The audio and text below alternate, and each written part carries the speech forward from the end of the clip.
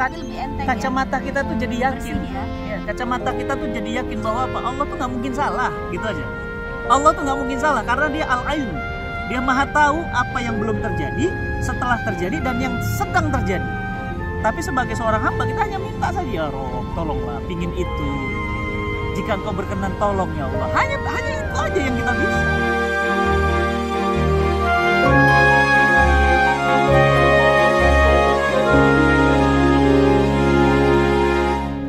Assalamualaikum warahmatullahi wabarakatuh. Sahabat cinta Quran, sehat semuanya? Alhamdulillah ya, mudah-mudahan kita semua selalu dalam keadaan sehat. Mungkin ada yang nanya, ih, Ustaz Fatih sama Umi ada di mana nih? Ada di mana? Ada yang nih? bilang jembatan Ampera. Kayaknya di luar negeri, jangan salah. Itu di belakang kita mah teater TMII, teater Keong Mas, TMII. Ini mah di Jakarta. Itu jembatan Ampera. Jembatan Ampera. Tapi kita nggak mau bahas tempat ya, Bi ya. Alhamdulillah, seizin Allah, kita bisa menjejakkan kaki di negeri Kangguru, bukan untuk halan-halan biasa, tapi untuk sebuah roadshow dakwah cinta Quran. Kita jalan mulai dari Perth, Brisbane, Sydney, Melbourne, Jakarta, Perth 4 jam setengah. Perth, Brisbane itu 4 jam setengah lagi. Bayangin kayak Jakarta ke Papua. Terus dari Brisbane ke Melbourne, Sydney itu sekitar 1 jam setengah. Kemudian ke Melbourne turun lagi 2 jam, naik lagi ke Sydney. Iya. Masya Allah, seru. Masya Allah. Dan yang namanya perjalanan safar ya, Bi ya, pasti ada hal-hal yang terjadi di luar apa yang sudah kita rencanakan ya. Kita sudah punya planning, rundown, kemudian perjalanan udah kita set semaksimal mungkin. Bahkan jam per jam ya, Bi ya. Punya dream lah. Iya, termasuk apa yang kita alami pada saat hari H pelaksanaan kajiannya sendiri. Ternyata ada hal-hal juga yang berada di luar kuasa kita ya, Bi. Kita ngerasa kayaknya wah ini udah well prepare banget nih dari zaman kita di Jakarta ya, ngerasa wah udah aman ini semuanya, persiapan di sana oke, aman gitu, semuanya yang ada di perjalanan aman, tiket, visa apa segala macem gitu, itu kita rasa udah well prepare, tapi ternyata tetap aja ada hal-hal yang terjadi di luar kuasa kita. Baik. Namanya Qadha. Nah, qadha itu apa sih? Jadi dalam hidup kita bukan hanya perjalanan, dalam hidup kita pasti ada hal-hal yang di luar kuasa kita. Tapi ada hal-hal yang di dalam kuasa kita. Hal-hal yang di dalam kuasa kita misalnya hal-hal yang bisa kita pilih. Apakah saya mau syutingnya di sebelah sini atau di sebelah sana? Apakah mau pakai jilbab atau dibuka jilbabnya? Apakah mau makan halal atau makan haram? Itu bisa kita pilih. Karena bisa kita pilih, maka kita akan diminta pertanggungjawaban atas pilihan kita. Kalau itu benar, maka dia dapat pahala atas pilihan itu. Kalau kita salah, maka kita akan diazab oleh Allah. Sudah tahu salah, kenapa dipilih gitu. Itu lingkaran yang pertama dalam hidup kita. Yang kedua adalah hal-hal yang kita nggak bisa pilih. Ya nggak? Kita nggak bisa milih siapa ibu kita. Kita nggak bisa milih siapa anak kita. Kita nggak bisa milih mau laki-laki apa perempuan lahirnya. Kita nggak bisa milih lahir di mana. Nah, kepada hal-hal yang kita nggak bisa pilih, maka di luar kuasa kita, karena bukan perbuatan kita. Berarti apa? Kita tidak berdosa karenanya. Ya nggak? Karena kemudian kalau kita bisa pilih, kita bisa memilih. Tapi hal-hal ini kita nggak bisa pilih. Mau ngapain dong? Ya kan? Nah, kepada hal-hal yang kita nggak bisa pilih, maka inilah yang disebut dengan qadha, atau sering kita sebut dengan qadarullah. Sama dengan takdir. Yap. Qadha itu bahasa sederhananya tak. Jadi ridho kepada qadha itu tanda orang beriman. Lahir anak ternyata tidak sesuai harapan. Pinginnya anak cowok, lahir anak cewek. Qadha. Bagaimana sikap seorang mukmin? Ridho. Sudah merencanakan ya, pingin kemudian punya anak, tapi ternyata pernikahannya tidak membuahkan hasil atau tidak mempunyai keturunan. Qadha. Ridho kepada qadha. Ridho kepada keputusan Allah. Kenapa? Karena Allah Subhanahu wa taala berfirman, ya, wa asya an takrahu syai'a wa huwa khairul lakum wa asya an tuhibbu syai'a wa huwa syarrul lakum. Al-Baqarah 216. Boleh jadi kamu menganggap itu buruk, tapi itu baik bagi kamu. Dan boleh jadi kamu menganggap itu baik, itu buruk bagi kamu. Allah menutup ayat ini keren banget. Wallahu ya'lamun wa antum la ta'lamun. Allah Maha tahu dan kamu tuh nggak tahu apapun. Jadi kepada wilayah-wilayah yang kita nggak bisa pilih pasti baik, udah gitu aja. Pasti itu baik. Tapi Bi, kalau ada kan ada Bi lagu zaman dulu Bi yang liriknya gini, takdir memang kejam gitu Bi, itu gimana tuh? Itu Emang bahaya. ada takdir Allah yang kejam gitu Bi? Itu bahaya, lagu itu bahaya. Berarti secara langsung mengatakan Allah itu kejam. Padahal Allah Subhanahu wa taala tidak memiliki sifat kejam. Di antara 99 nama-nama Allah, nggak ada nama Allah Maha Kejam, nggak ada. Ya. Nggak ada. Padahal Allah Subhanahu wa taala tidak pernah zolim kepada hambanya. Allah katakan innallaha la yuzlimu lil abid. Allah tuh nggak akan pernah zolim sama hambanya. Yang zolim itu kita. Berarti semua kode Allah itu pasti baik. Pasti baik. Cuma kalau kita ngelihat pakai kacamata manusia itu kan Berat. Gitu, Punya suami lagi ngetren tiba-tiba meninggal dadakan. Iya, nah itu. Dulu juga pernah ada punya suami lagi main bola futsal sore-sore, pulang-pulang meninggal dunia. Umi bayangin, Abi lagi ngisi pengajian, satu saat nanti pulang-pulang ternyata wafat. Ridho nggak? Ya kalau kita pakai kacamata manusia Pasti berat kan? iya. Karena manusia memandang sesuatu itu beda cara pandang dengan Allah. Allah Makanya Maha itu tahu. Tadi ya, wallahu ya'lamu wa antum la ta'lamun. Allah Maha tahu yang terbaik. Makanya dinikmati aja semuanya. Karena nanti Allah akan berikan pahala yang luar biasa atas kesabaran itu. Itulah kenapa kemudian pahala sabar itu tanpa batas.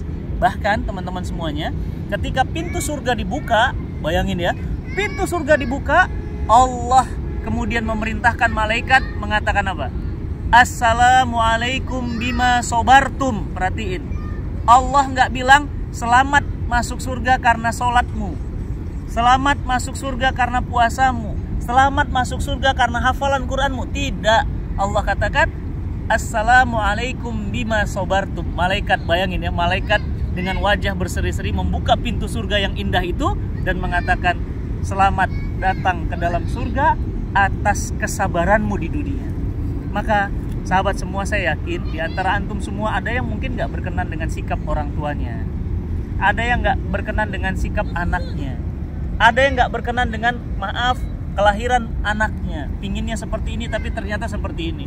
Maka apa sikap kita sebagai seorang mukmin? Tidak ada yang lain kecuali ridho kepada qada. Nah, ridho itu sendiri apa, Bi? Karena ada juga yang bilang ridho itu udah pasrah gitu, udah pasrahlah, udah pasrah. Ridho gitu. kepada qada itu artinya apa? Kita meyakini bahwa itu keputusan terbaik dari Allah. Apakah kita boleh ikhtiar? Hal yang bisa kita ikhtiarkan. Contoh misalnya, anak kita lahir dalam kondisi nggak sehat, maka kita ridho. Tapi bagaimana ridho? Apakah diam? Tidak, kita ikhtiar. Tetapi ikhtiar itu bukan berarti tidak ridho. Ikhtiar itu adalah bentuk untuk kemudian berharap pada Allah. Sebagai hamba manusia boleh meminta hal yang seperti yang kita inginkan. Tapi ternyata anak ini nggak kunjung sembuh, kemudian istri juga nggak kunjung sembuh karena sakit. Maka apa? Kita katakan la haula wala quwata illa billah. Ridholah kepada Allah. La haula, tidak ada daya, tidak ada kuasa kecuali semuanya milik Allah. Inilah hebatnya orang beriman. Makanya kenapa di Australia, kemarin saya sudah ngomong kan, di Australia banyak bunuh diri. Ada satu tempat namanya The Gap. Ya, tiap beberapa jam itu orang lompat dari situ bunuh diri. Di Jepang tiap jam bunuh diri. Kenapa? Karena mereka nggak ridho kepada qada. Punya planning bisnis, tiba-tiba meleset. Yang tadinya harusnya profit ternyata loss. Akhirnya gimana? Stres, bunuh diri. Punya perencanaan, ingin punya anak, nggak punya anak, stres. Pingin nikah, nggak jadi, stres. Seorang mukmin nggak mungkin seperti itu. Dia akan ridho apapun keputusan Allah, meskipun dia tetap akan usaha, ya kan? Dia usaha, ya kan? Melakukan apa yang bisa dia lakukan. Tapi apa? Apapun nanti keputusan Allah, dia serahkan. Dia katakan apa? Hasbunallah wa ni'mal wakil, ni'mal maula wa ni'man nasir. Hasbunallah, cukuplah Allah, ya, hasbunallah wa ni'mal wakil, cukuplah Allah sebagai penolong kami, wakil kami, ni'mal maula wa ni'man nasir. Dialah sang penolong, dialah yang paling berhak atas kami dan pertolongan hanya miliknya semata. Jadi sahabat semuanya, sudah, jalani saja hidup ini, nikmati hidup ini. Makanya hebat kata Rasulullah SAW, hebat orang mukmin itu. Ya, amazing mereka. Kenapa? Karena mereka kalau ditimpa ujian mereka bersabar, ridho. Kalau mereka dikasih kesenangan, mereka bersyukur. Contohnya apa? Kita hari ini senang banget. Tentu saya yakin di antara sahabat semua banyak yang ingin ke Sydney. Ini antar benua ya, ini benua luar biasa dan mohon maaf ya, alhamdulillah biayanya nggak murah. Tapi kita bisa hampir 3 minggu di sini. Dan masya Allah sahabat-sahabat di sini baik banget. Saya hampir-hampir nggak pernah ngeluarin uang buat makan, buat akomodasi. Pindah ke sini makan siang, pindah ke sini makan malam, masya Allah itu namanya rezeki. Kalau baik gimana? Bersyukur. Kalau ternyata tiba-tiba ada apa-apa nanti gimana? Bersabar. Sudah, itu aja hidup itu simple, syukur dan sabar. Kata orang katanya, Ummu Sajjad ya, bersyukur mendapatkan saya dan saya bersabar mendapatkan Ummu Sajjad. Enggak apa-apa. Orang beriman itu banyak istighfarnya. Atau dibalik, saya yang gitu bersyukur ya. dapatin dia sabar dapatin saya. Ya teman-teman. Ya, kita sama-sama bersyukur kak ya. Jadi ridho terhadap itu kuncinya kodok. ya Bi ya. Kalau kita udah punya sikap syukur dan sabar, Yep. hidup akan lebih Tenang. enteng jalaninnya. Tenang. Bukan nggak ada masalah ya Bi ya. Bukan Karena nggak ada masalah, apa ya? bukan nggak ada ujian, tapi lebih enteng ya. Kacamata kita tuh jadi yakin. Bersih ya. Ya, kacamata kita tuh jadi yakin bahwa apa? Allah tuh nggak mungkin salah, gitu aja. Allah tuh nggak mungkin salah karena dia al-ilm. Dia maha tahu apa yang belum terjadi, setelah terjadi dan yang sedang terjadi. Tapi sebagai seorang hamba kita hanya minta saja, ya Rob, tolonglah, pingin itu. Jika engkau berkenan, tolong ya Allah. Hanya itu aja yang kita bisa. Tapi keputusan apa kata Allah? Tidak. Sama kayak gini deh. Sultan tuh pernah minta es krim. Sajjad anak saya pernah minta es krim. Abi, Sikim. Terus apa kata abinya? Enggak, abi nggak ngasih. Apa kata Sajjad waktu itu? Abi pelit. Pertanyaan saya, betul saya pelit? Enggak. Saya akan rela belikan 1 box es krim untuk dia. Tapi kapan? Ketika dia saat tidak ingusan, saat tidak flu. Apakah saya zolim sama anak saya? Tidak. Saya lebih tahu tentang anak saya. Kenapa? Dia anak saya.